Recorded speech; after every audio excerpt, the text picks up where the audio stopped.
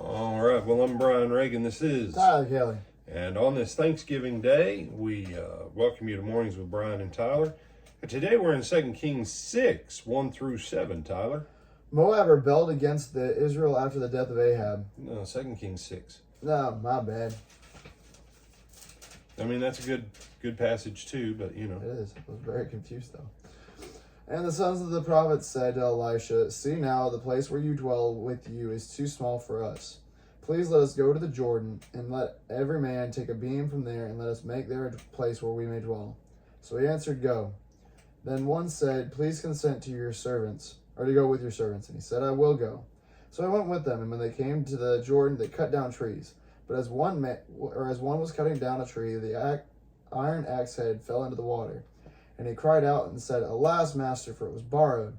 So the man of God said, "Where did it fall?" And he showed him the place. So he cut off a stick and threw it in there, and he made the iron float. Therefore he said, "Pick it up for yourself." So he reached out his hand and took it. All right, so this is an interesting story. And here's my thing. What does it show? It still shows supernatural provision. No, it doesn't. Well, generally, when I've ever dropped anything made of steel or iron in a body of water, it doesn't come back up for me. Okay? They generally sink like rocks. Yeah. You know, and the guy, he's like, I didn't own it. It was borrowed. Oh, okay. Well, where'd it fall in at? Right here. The axe handle comes up. Now, isn't it interesting? Elisha tells the guy, pick your stuff up. You reach in and grab it. Oh, wait. Here's a principle. When you see the harvest of the Lord in front of you, reach out and grab it. Say, well, I'm waiting for someone. No. I'm waiting for God. No. God did everything else in this situation for this guy's benefit. The least he can do, reach out your hand and take it. You mean I'm supposed to reach out my hand and take from the Lord?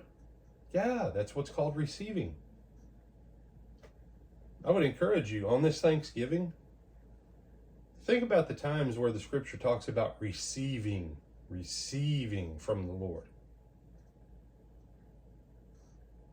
What do you give thanks to God for?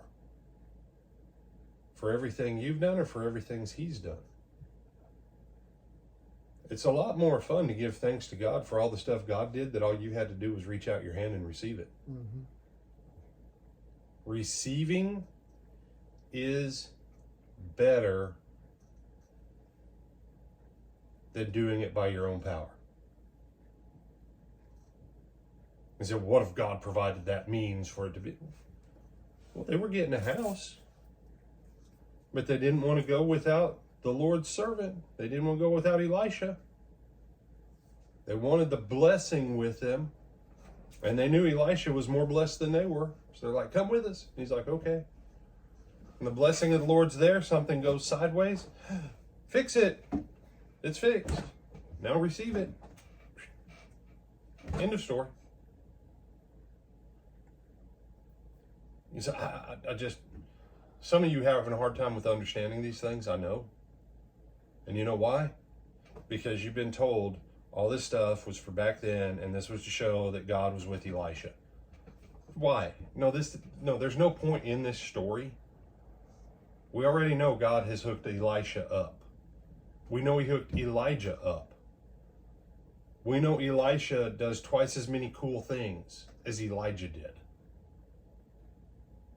We don't need this story except to understand one thing.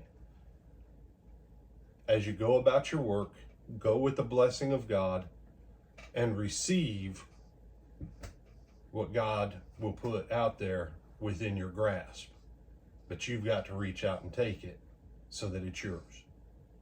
So, other thoughts, my brother? No, sir. With that, I'm Brian Reagan. This is Tyler Kelly. We wish you a happy Thanksgiving. Lord willing, we'll see you tomorrow morning. I hope to see you tomorrow morning.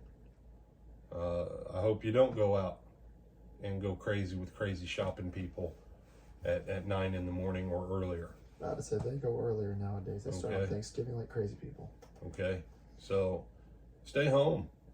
Enjoy the blessing of the Lord, not the insanity of the world. See you tomorrow.